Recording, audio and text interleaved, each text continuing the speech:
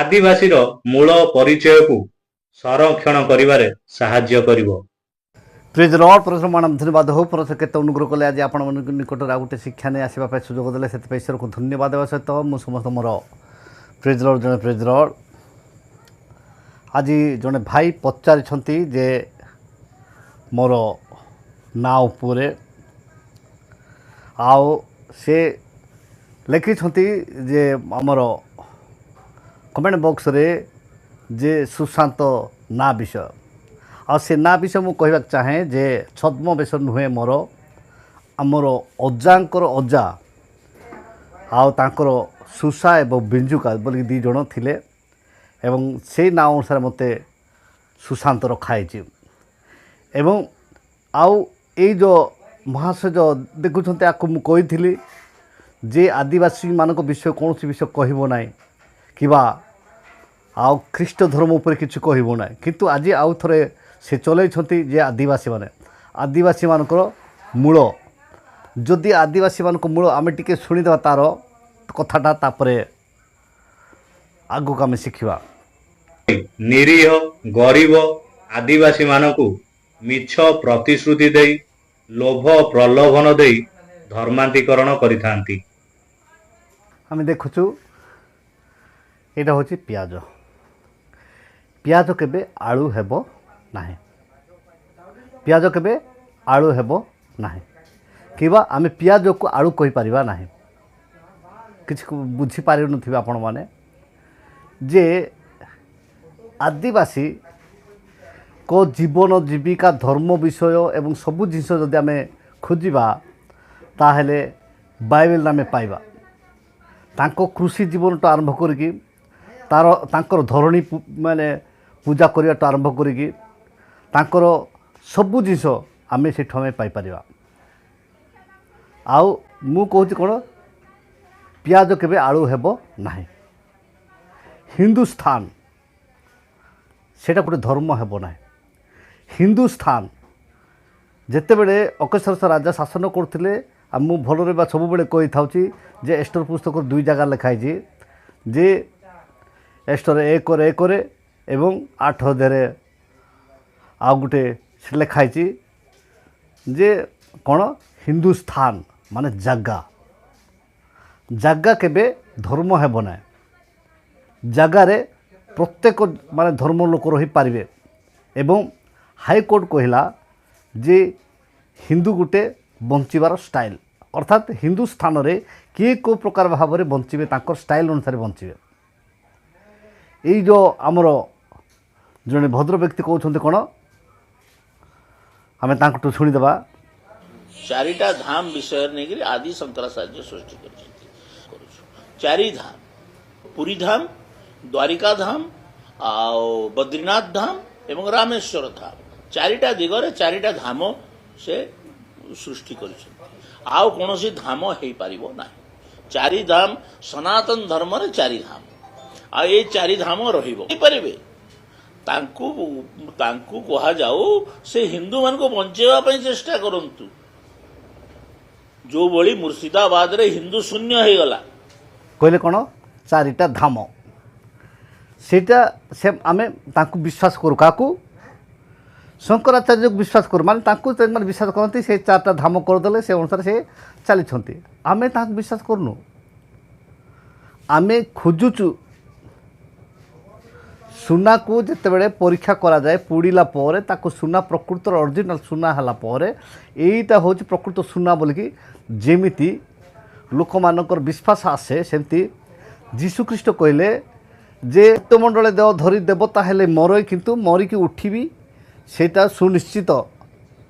ଆଉ ସେଇ କଥାକୁ ସମସ୍ତେ ଜଗିଥିଲେ ଏବଂ ଯେତେବେଳେ ସେ ମରିକି ଉଠିଲା ପରେ ସମସ୍ତେ ବିଶ୍ୱାସ କରିକି ଆଜି ସାରା ପୃଥିବୀ ଲୋକ ତାହାକୁ ବିଶ୍ୱାସ କରି ଯାଉଛନ୍ତି। ଆଉ ସେଥିମଧ୍ୟରୁ ବି ଆମେ ବିଶ୍ୱାସ କରୁଅଛୁ। ଆଦିବାସୀ କେବେ ଗରିବ ନୁହନ୍ତି। ଗରିବ ଆଦିବାସୀମାନଙ୍କୁ ଯେଉଁ କହୁଛନ୍ତି ମୂର୍ଖ ଯାକ, ସେମାନେ ହେଉଛନ୍ତି ମୂର୍ଖ ହୁଣ୍ଡା ଯାକ, ତାଙ୍କ ଦ୍ୱାରା ସେମାନେ ଜୀବିକା ନିର୍ବାହ କରୁଛନ୍ତି। ଫ୍ୟାନ୍ ତଳେ ବସିକି ଯେଉଁ ଛୁଞ୍ଚି ବିକିଲେ ସେଇଟା 5 ପଇସା, ସେଇଠି 2 ପଇସା 3 ପଇସା ଏଇ ଚାଉଳ, ଏଇ ଯେଉଁ ବ୍ୟବସାୟ କରିକି ଯେଉଁମାନେ ବଞ୍ଚୁଛନ୍ତି ସେଇଟା ସେମାନେ ଭାବୁନାହାନ୍ତି। সেটা পয়সা কিଏ ଦେଉଛି? ଏଇ ଆଦିବାସୀ ଲୋକମାନେ ଏଠି ସେଠି କାମ କରିକି ସେ ପଇସା ଦେଲେ ସେମାନେ ଫ୍ୟାନ୍ ତଳେ ଥାଇକି ଜୀବିକା ନିର୍ବାହ କରୁଛନ୍ତି। ସେ କପଡ଼ା ଫପଡ଼ା ଇଆଡ଼େ ସିଆଡ଼େ ଯେ ସାମାନ ଫାମାନ ସବୁ ଆଣିକି କିଣିକି ଆଣିକି ସେଇଟା ବିକିକି ଶୋଷଣ କରିକି ସେମାନେ ଖାଉଛନ୍ତି। କିନ୍ତୁ ଆଦିବାସୀ ଗରିବ ନୁହନ୍ତି। ଆଦିବାସୀ ମାନେ ଗରିବ ହେଲେ ବି କାହାକୁ ଭିକ ମାଗନ୍ତି ନାହିଁ। ଜଣକ ଘରେ ଯିବେ କହିବେ ଆଜ୍ଞା ମୁଁ ତୁମର କିଛି କାମ କରିଦେବି ତାପରେ ସେ ମୋତେ ଖାଇବାକୁ ଦେବେ ସେମିତି ବୋଲି କହିକି କାମ କରିକି ଖାଇବେ, କିନ୍ତୁ ଭିକ ମାଗିବେ ନାହିଁ। ଭିକାରୀ ନୁହନ୍ତି କିମ୍ବା ଗରିବ ନୁହନ୍ତି। ଆଉ ଗରିବ ଆଦିବାସୀମାନଙ୍କୁ ଖ୍ରୀଷ୍ଟାନ କରୁଛନ୍ତି। ଗରିବ ଲୋକମାନଙ୍କୁ ଏଇ ଗରିବ କଥା ଯିଏ ମୂର୍ଖ ସେ ହିଁ କହିବ ଆଦିବାସୀ ଜଣେ ଗରିବ ବୋଲିକି। ସେଥିପାଇଁ ଆଦିବାସୀମାନଙ୍କ କଥା ଯଦି ବାଇବେଲରେ ଅନୁସନ୍ଧାନ କରାଯାଏ ଆଦିବାସୀ କେବେ ବି ସୂର୍ଯ୍ୟ ଚନ୍ଦ୍ର ତାରାକୁ ସେ ନମସ୍କାର କରିବ ନାହିଁ, ଲେଖା ହେଇଛି। ଆଉ ଯେଉଁମାନେ ବର୍ତ୍ତମାନ ଯେଉଁ କଚା ମାରିକି ଗାଧେଇ ସାରିଲା ପରେ ଯେଉଁ ମାନେ ପାଣି ଇଏ ଉଠାଉଛନ୍ତି ସେମାନେ ସେ ବାଇବେଲ ହିଁ ଯେତେବେଳେ ଦାଉଦ ସେ ପାଣି ସେ କ'ଣ କରୁଥିଲେ ତାକୁ ପିଇବା ପାଇଁ ନେଇ ଦେଇଥିଲେ ସେତେବେଳକୁ ସେ କ'ଣ କଲେ ସେ ପରସ୍ପରକୁ ଉଦ୍ଦେଶ୍ୟରେ ଢାଳିଥିଲେ। କୌଣସି ଶାସ୍ତ୍ର ସେମାନେ ଦିଅନ୍ତି ନାହିଁ। ଏ ଶାସ୍ତ୍ର ଲେଖା ହେଇଛି। ପ୍ରଥମ ତ ଶାସ୍ତ୍ର ନାହିଁ। ଆଜି ଯେଉଁ ଶାସ୍ତ୍ର ଲୁଚେଇକି ରଖା ହେଇଛି କାହିଁକି? ଆଜି ଶାସ୍ତ୍ର କାହିଁକି ଲୁଚେଇକି ରଖା ହେଇଛି? ବେଦରୁ ଆଧାରିତ, ବେଦରୁ ଗୃହୀତ, ବେଦରୁ ସଂଗୃହୀତ, ବେଦରୁ ରଚିତ, ବେଦରୁ ବର୍ଣ୍ଣିତ ଏଇଟା ଯାକ ମିଳୁଛି। କିନ୍ତୁ ଋକ୍ ବେଦ, ସାମ ବେଦ, ଯଜୁର୍ବେଦ, ଅଥର୍ବେଦ ସେ ବେଦ ଯାକ ଗଲା କୁଆଡ଼େ? କେତେ ଦିନ ଲୋକମାନଙ୍କୁ ଠକିବ? କେତେ ଦିନ ଯେଉଁ ଭୁଆଁ ବୁଲେଇ ଲୋକମାନଙ୍କୁ ରଖିବ? ଆଉ କହିବ ସନାତନ ଧର୍ମ ହେଉଛି ହିନ୍ଦୁ। ହିନ୍ଦୁ ଧର୍ମ ଏବଂ ସନାତନ ଧର୍ମ ଭିତରେ ପାର୍ଥକ୍ୟ। ସନାତନ ଧର୍ମ ନଡ଼ିଆ ଦ୍ୱାରା ପୂଜା ହୁଏ ଏବଂ ଧୂପକାଠି ଦ୍ୱାରା ପୂଜା ହୁଏ। ହିନ୍ଦୁ ଧର୍ମ ଲୋକମାନେ ସେ କ'ଣ ହଳଦୀ ଏବଂ ଆଉ ଛେଳି ଆଉ କୁକୁଡ଼ା ଏବଂ ଏଇଟା ଯେଉଁ ବଳି ପ୍ରଥା ଯେଉଁଟା ଅଛି ସେଇଟା ଆଗରୁ ଯେଉଁଟା ଥିଲା ଆଉ ଯେଉଁଟାକି ବାଇବେଲ ଶାସ୍ତ୍ରରେ ଯେଉଁ ହେବଳ ଯେତେବେଳେ ବଳି କରିଥିଲେ ଆଉ ଏଇ ଯେଉଁ ଫଳମୂଳ ସେଟା ହେବଳଙ୍କ ଭାଇ କଇନ ନେଇଥିଲେ କିନ୍ତୁ ପ୍ରଭୁ ଗ୍ରହଣ କଲେ ନାହିଁ। ପ୍ରଭୁ ସେଟା ଗ୍ରହଣ କଲେ ନାହିଁ କିନ୍ତୁ ହେବଳ ଯେଉଁଟା ବଳି କଲେ ସେଟା ପ୍ରଭୁ ଗ୍ରହଣ କଲେ, ଯେଉଁଟା ଶାସ୍ତ୍ରରେ ଲିଖିତ ଅଛି। ଆଉ ସେ ବଳି ପ୍ରଥା ହେଉଛି ଆଦିବାସୀମାନଙ୍କର ଧର୍ମ, ଯେଉଁଟାକି ଆଗରୁ ଥିଲା, ଆସୁଥିଲା ଏବଂ ଆସିଅଛି। ଆଉ ସେଇ ବଳି ପ୍ରଥା ଅନୁସାରେ ଯୀଶୁ କହିଲେ ତୁମେ ସେଇ ବଳି ଉପରେ ତୁମେ ନିର୍ଭର କର ନାହିଁ ବା ବିଶ୍ୱାସ କର ନାହିଁ, ଆଉ ମୁଁ ତୁମ ପାଇଁ ବଳି ହେଉଅଛି। ଆଉ ଯିଏ ମୋତେ ବିଶ୍ୱାସ କରିବ ସେ ପରିତ୍ରାଣ ପାଇବ।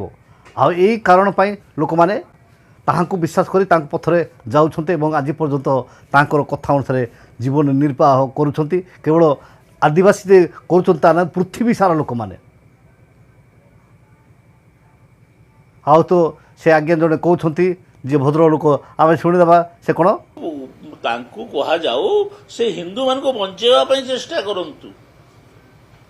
ଯେଉଁଭଳି ମୁର୍ସିଦାବାଦରେ ହିନ୍ଦୁ ଶୂନ୍ୟ ହେଇଗଲା, ପଶ୍ଚିମବଙ୍ଗରେ ଗୋଟେ ଗାଁ ମାନେ ହିନ୍ଦୁ ଶୂନ୍ୟ ହେଲାଣି, ମାନେ ହିନ୍ଦୁ ନାହାନ୍ତି। ଆଶ୍ଚର୍ଯ୍ୟ ବିଷୟ। କିନ୍ତୁ ସେଇଟାକୁ ଚିନ୍ତା କରିବା ନାହିଁ। ଖାଲି ଲୋକ ନାହିଁ ଛତିଶଗଡ଼ରେ ଏମିତି ହେଲା, ଏଇଠି ହେଲା, ଏଇଟା ହେଲା, ଏଇଟା ଲୋକମାନଙ୍କୁ ଏଇଟା ବିଭ୍ରାନ୍ତ କର ନାହିଁ। କେବେ ବି କୌଣସି ପ୍ରକାରେ ଜଣେ ଯଦି ପ୍ରକୃତରେ ଆତ୍ମା ପ୍ରାଣ ମନ ଦେଇକି ପ୍ରଭୁଙ୍କୁ ଜାଣିଛି ତାକୁ କେବେ ଭୁଲାଇ ପାରିବ ନାହିଁ। ଏଇଟା ମେଡ଼ିସିନ୍ ନୁହେଁ ଯେ ମେଡ଼ିସିନ୍ ଦେଲେ ସୁସ୍ଥ ହୁଏ, ମାନେ ବିଶ୍ୱାସ ଦ୍ୱାରା ସୁସ୍ଥତା। ଜଣେ ଯଦି ବିଶ୍ୱାସ କଲା ସେ ଆରୋଗ୍ୟ ପାଇବ। ଆଉ ସେଇଟା ଯଦି ଆରୋଗ୍ୟ ତ ହେଲୁ ନାହିଁ ବୋଲିକି ଯେଉଁମାନେ ଯେଉଁ ପଛକୁ ଫେରୁଛନ୍ତି ସେ ତାଙ୍କ ପ୍ରତିଫଳ ସେମାନେ ପାଇବେ। ଶାସ୍ତ୍ର ଲେଖା ହେଇଛି ଯିଏ ବିଶ୍ୱାସ କରିବ ସେ ପରିତ୍ରାଣ ପାଇବ, ଯିଏ ଅବିଶ୍ୱାସ କରେ ସେ ଦଣ୍ଡାଜ୍ଞା ପାଇବ।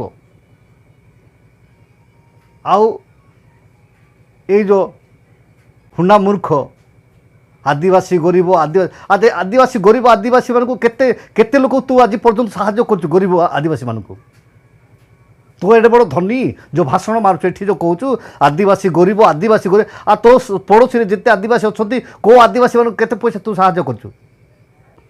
ଭଲରେ ଜୀବିକା ନିର୍ବାହ କରିବା ପାଇଁ କୌଣସି ରାସ୍ତା ନାହିଁ, ତାହେଲେ ବରଂ ଚୁପଚାପ ହେଇକି ତୁମ ବାପା ମାଆର ଯେଉଁ ଅର୍ଜିଥିବା ଧନ ବସିକି ଖାଅ, କିନ୍ତୁ ଲୋକଙ୍କୁ ମିଛ, ଲୋକଙ୍କୁ ଭ୍ରାନ୍ତ କର ନାହିଁ। ଯେଉଁଟାକି ଆଦିବାସୀମାନେ କେବେ ବି ପଇତା ପିନ୍ଧନ୍ତି ନାହିଁ। ଆଦିବାସୀମାନେ କେବେ ତାଙ୍କ ମାନେ ଘରେ ହିଁ ନଡ଼ିଆ ଗଛ ନାହିଁ, ସେ ନଡ଼ିଆ ତାଙ୍କ ଲଗାନ୍ତି ନାହିଁ। ଆଦିବାସୀମାନେ ଆଉ ହଳଦୀ ଦ୍ୱାରା ପୂଜା କରୁଥିଲେ ଧୂପକାଠି ଲଗାନ୍ତି ନାହିଁ।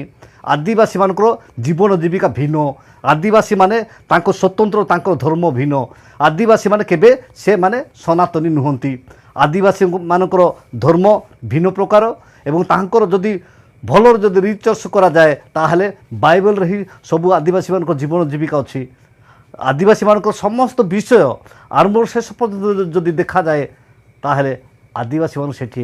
ଆଉ ଆଦିବାସୀମାନେ କେବେ ମୂର୍ତ୍ତି ତିଆରି କରନ୍ତି ନାହିଁ। ଆଦିବାସୀମାନେ ସେ ମାଟିରୁ ମୂର୍ତ୍ତି ବନେଇବାକୁ ସେମାନଙ୍କୁ ଜଣା ନାହିଁ। ଆଉ ଯେଉଁମାନେ ଗୁଣିଗାରେଡ଼ି କରନ୍ତି, ଯେଉଁମାନେ ଲୋକମାନଙ୍କୁ ମାରନ୍ତି ଆଦିବାସୀମାନଙ୍କ ମଧ୍ୟରୁ, ସେମାନେ ଯେଉଁମାନେ ଅଛନ୍ତି ସେମାନେ କି ପୁତୁଲି ବନେଇକି ସେମାନେ ଗଙ୍ଗି ପେନ୍ ବୋଲି କହିବେ, ସେଠି ସେଇଟା ମାନେ ରଖିଦିଅନ୍ତି ଲୋକଙ୍କର ଯେଉଁ ଯାହାକୁ ସେମାନେ ମରେଇବାକୁ ଚାହାନ୍ତି ତାର ଯେଉଁ ପ୍ରତିମୂର୍ତ୍ତି ନିର୍ମାଣ କରିକି ସେଠି ଭିତରେ ରଖନ୍ତି। ସେଇଟା ଗୋଟେ ମାନେ ମର୍ଡରରମାନଙ୍କର ଗୋଟେ ଧର୍ମ ଅଛି। ଆଦିବାସୀମାନଙ୍କ ଭିତରେ ବି ସେ ଲୋକମାନଙ୍କୁ ମାରିବା ବିଦ୍ୟା ଯେଉଁଟା ଶିଖିଥିଲେ। ଆଉ ଯେଉଁ ଏଇଟା ହେଉଛି ଆଉ ଗୋଟେ ଆଉ ଗୋଟେ କ'ଣ ମାଉଲକା ବୋଲି କହିଲେ ସେଟା ଆଉ ଗୋଟେ ଅଛି, ସେଟା ସେମାନେ କରୁଥିଲେ ଯେଉଁଟାକି ଦେହ ସାରା କୁଣ୍ଡେଇ ହେବ। ଆଉ ଏଇଟା ହେଉଛି ସେମାନଙ୍କ ଲୋକମାନଙ୍କୁ କ୍ଷତି କରିବା କିନ୍ତୁ ଉପକାର କରିବାଟା ହେଉଛି ଯେ ବଳି ପ୍ରଥା ଦେଇକି ବର୍ଷକୁ ଥରେ ଆମେ ପ୍ରଭୁଙ୍କୁ ମାନେ ସେମାନେ ମାନେ ବଳି ଦେଉଥିଲେ ବର୍ଷକୁ ଥରେ, ଯେଉଁଟାକି ବାଇବେଲ ସେ ବିଷୟ ଲିଖିତ ଅଛି। ଯେଉଁଟାକି ମୁଁ କହୁଛି ଏବେ ବି କହୁଛି ଯେ ଯେଉଁଟାକି ଯାକୁବ ଯେତେବେଳେ ସୈନ୍ୟ ଶଯ୍ୟାରେ ଥିଲେ ସେତେବେଳକୁ ଯେଉଁ ତକିଆ ଦେଇଥିଲେ ପଥରକୁ, ତାପରେ ଉଠିଲେ ପୁତିଲେ କହିଲେ ଯେ ପ୍ରଭୁ ମୁଁ ଯାଉଛି, ମୋର ଯଦି ମାନେ କାମ ସକ୍ସେସ୍ ହେବ ଏଠି ତୁମକୁ ପୂଜା କରିବି। ସେଥିପାଇଁ ସେମାନେ ବର୍ଷକୁ ଥରେ ସେଠି ମେରିଆ ପୂଜା ବା ପୁଡ଼ ବଳି ଦେଉଥିଲେ। ଏବେ ଆଗରେ ମଣିଷ ବଳି ଦେଉଥିଲେ।